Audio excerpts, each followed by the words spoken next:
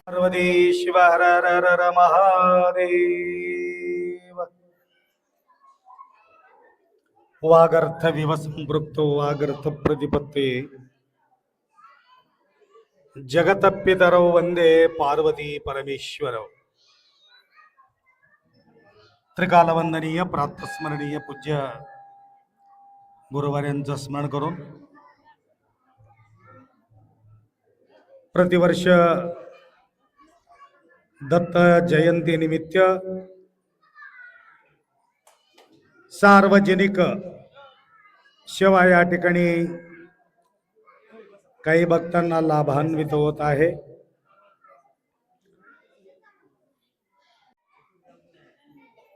आणि त्यांचेही सुद्धा या ठिकाणी आम्ही सत्कार केलो.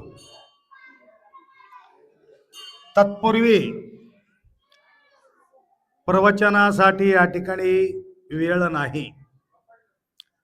काल माझा आवाज बंद होता, आज आवाज माझा थोडा खुल्ले म्हणून दोन गोष्टी या ठिकाणी बोलतो. काल बोलता आला नाही मला.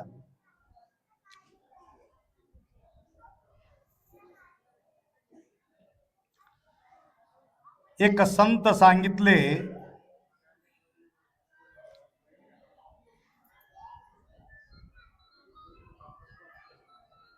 जे भाडानं घेतो, भाडा घर भाड्यानं गेल्यानंतर घरात राहणाऱ्या व्यक्तीच्या मनामध्ये काय असते? काय असते? घर माझं आहे असं वाटते का? काय? मग कोणीतरी विचारलं तुमचं घर कुठं आहे म्हटलं तर काय म्हणतो? त्या गल्लीमध्ये आमचं घर आहे म्हणते. सांगून घेतो आमचं घर म्हणून, मनामध्ये काय राहते? माझं घर नाही. परंतु ॲड्रेस मात्र सांगतो, या फलाने या ठिकाणी या गल्लीवरती या नंबरवर माझं घर आहे. या तिथं जाऊन विचारलं तर तुमचंच घर आहे का? हो नाही, हो आम्ही भाड्यानं आहोत. याचा अर्थ काय आहे? त्या ठिकाणी राहत असताना सुद्धा त्या व्यक्तीला वाटते हे माझं घर नाही, हे भाडानं घेतलेले घर आहे. त्याप्रमाणे हे शरीर सुद्धा तुमचं नाही. आम्ही काय म्हणतो? आमचं शरीर भाड्यानं घेऊन आलो तुम्ही, तुमचं शरीर नाही. परंतु जोपर्यंत तुम्ही या ठिकाणी राहणार आहे तोपर्यंत असं वाटायला पाहिजे हे शाश्वत नाही, हे एक दिवस खाली करणार आहोत. एक महाराज आले, घरासमोर जाताना फार ऊन लागत होतं. एकाच्या घरामध्ये जाऊन पलंगावर बसलं. नौकरदार म्हटले, काय तुम्हाला काही कळते की नाही? कोणाचं घर कुठं आलं, कसं बसलात? धर्मशाळा समजून घेतलंच का हे? हो धर्मशाळाच आहे म्हटले. हे तुझं घर नव्हे, हे धर्मशाळा आहे. कशावरून म्हणता तुम्ही धर्मशाळा? धर्मशाळा कशावरून म्हणता?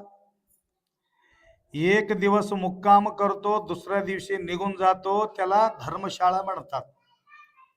कायम स्वरूपी कोणी त्या धर्मशाळेमध्ये राहत नाही. तसं हे तुमचं घर सुद्धा एक धर्मशाळा आहे. कसं? तुमचा आजोबा गेला, तुमचा पणजोबा गेला, तुमचा बाबा गेला, तुमचं सगळे गेलं आणि तुम्ही बी एक दिवस जाणार आहे. मग राहणारा कायम स्वरूपी कोण आहे? नाही म्हटलं तर हे धर्मशाळामध्येच आम्ही राहतो. त्याप्रमाणे हे जग एक धर्मशाळा आहे. सगळा जीव 4 दिवसासाठी या ठिकाणी आलेले, कोणी धर्मसंग्रह करून घेऊन त्यांच्या कृतार्थ करून घेतात आणि आयुष्य झिजून टाकतात. आता जे माताजी बोलले, किती लोक ऐकले की कोणाला माहित आहे. सगळ्याला जायचं घाई आहे, जायचंच आहे, वरी बी जायचंय, खाली बी जायचंय, कोणाला राहायचंच नाही. म्हणून तुम्हाला सांगू लागलो, कायमस्वरूपी कोण आले इथं. परंतु जाता जाता काही ना काही 4 गोष्टी ऐकून घेऊन आपलं कल्याण करून घेऊन जाणं आपलं कर्तव्य आहे. त्याप्रमाणे कोणता जिंतूर तालुका कुठलं म्हणले ते माय? पालम जिल्हा, परभणी जिल्हा, तालुका पालम, परभणी जिल्हा, गाव पेठशिवणी. बघा ते काय बोलले, 104 वर्ष महाराज राहिले. काय केले? स्वतःसाठी काय करून घेतलं? जगासाठी सर्व जीवन समर्पण करून वीरशैव लिंगायत परंपराला जोपासले. आणि अशा प्रकारच्या काही ना काही धर्म कार्यामध्ये कोणी धन अर्पण करतात, कोणी अन्न अर्पण करतात, कोणी शरीर अर्पण करतात. तुम्हाला शरीर अर्पण करणं अवघड आहे. आम्ही सगळं सोडून या माठामध्ये बसलो म्हटलं, काय आमच्या माघारी काय उद्देश काय आहे, काय आमच्या सोबत येणार आहे? सर्व करून या ठिकाणी आपल्याला ठेवून जायचं आहे. परंतु काही काही लोक साधून घेतात, साधून घेणारे साधू होतात. त्याप्रमाणे आज दत्त जयंती उत्सव या निमित्ताने, त्यांचं काय काय नाव आहे की मला माहिती नाही, त्रिमूर्ती कुठे आहे? अन्नदान करणारे. तर आता त्यांचे आम्ही या ठिकाणी सत्कार केलो. प्रसादाला वेळ होत आहे म्हणून त्यांना मी म्हटलं लवकर सुरू करा. आणि सुरू करायच्या अगोदर हे अन्न कुठं जाते? अन्न कुठं जाते? घातलेले माय पोटात जाते. मग आम्ही बोलत असलेले शब्द कुठं जाते? कानात जाते. कानात गेलेले समाधान की काय पोटात गेलेले समाधान आहे? कानात गेलेले समाधान आहे. कानात जात नाही म्हणून तुम्हाला तिकडला पाठवून दिला नाही. तिकडं सुरू केलं तर कानाकडे कोण लक्ष देत होते? सगळं धावून तिकडे जात होते. बरेचसे भक्त सकाळीपासून थांबा थांबा थांबा म्हणून त्यांना रोखून टाकलो. तर आता या ठिकाणी त्या 3 सद्भक्तांकडून प्रसादाचा व्यवस्था होत आहे. आणि गावातील काही भक्त या कार्यक्रमासाठी सेवा केलेले. मी काल जाता जाता मी आलो 4 वाजता या ठिकाणी. आल्याबरोबर हनुमंतराव पैलवान आप्पा, मी महाराजांसाठी वस्त्र घेतलो म्हटलं, ते दिगंबर महाराजांच्या. मी उगाच सहज आमचं घेतले की नाही रे म्हणलं. तवा त्याने अजून तिकडे पळत जाऊन कपडा जाऊन उगा मजाक मध्ये त्याला बोललं तर त्याला खरंच वाटलं, जाऊन कपडे घेऊन आले. आता या ठिकाणी आयरी करून टाकलं. असो, अशा प्रकारच्या निष्ठा बाळगणारे अनेक भाविक भक्त, गावातील काही भक्तांनी या ठिकाणी सेवा केलेली आहे. त्यांनाही सुद्धा गुरुमाऊलीचा कृपा आशीर्वाद लाभो. जरा अनेकांच्या मनोकामना आहे. या दत्त जयंतीच्या निमित्त आमच्या सोनाचा पोटी सुद्धा लेकरू यावे असा भावना बाळगणारे काही लोक या ठिकाणी आलेले आहे. येणारा जो काळ आहे, पहाटे मी देगलूरला पूजा करून आलो.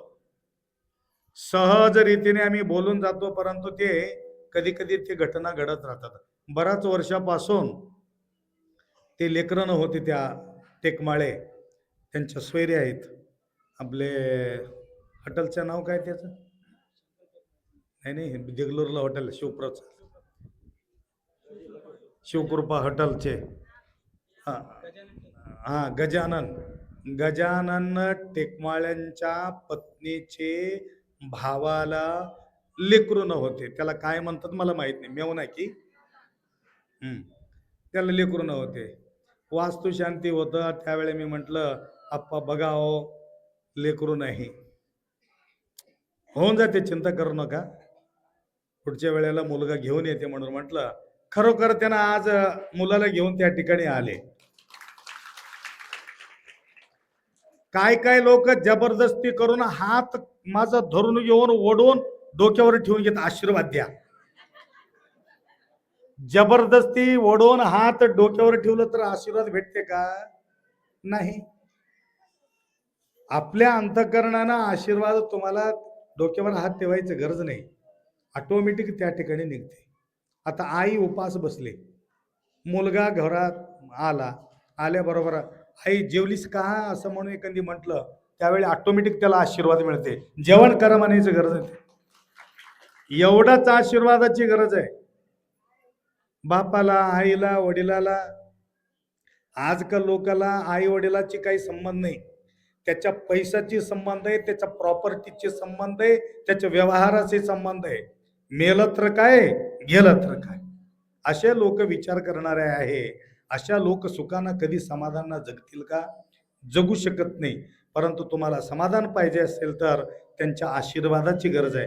एवढा लोकांना प्रसादाचा व्यवस्था केल्यानंतर ते तृप्त झाल्यावर त्यांना ऑटोमॅटिक त्या 3 सद्भक्ताला आशीर्वाद मिळणारच आहे. म्हणून अनेकांच्या मनोकामना दत्त गुरुदेव दत्त दत्तात्रेय महाराज की. तर शिवलिंगेश्वर भगवान, दत्तात्रेय भगवान आणि सद्गुरू बसवलिंग शिवाचार्य गुरुमाऊली तुमच्या जीवनामध्ये सुखशांती समृद्धी आयुष्य आरोग्य लाभो. तर या ठिकाणी प्रसाद या ठिकाणी प्रारंभ होणार आहे. तर आरती झालं ना, आरती तुमच्या तुम्ही इकडे आरती सुरू करा, त्या ठिकाणी आम्ही प्रसाद सुरू करणार आहे. संत शिरोमणी मन्मथ स्वामी महाराज की.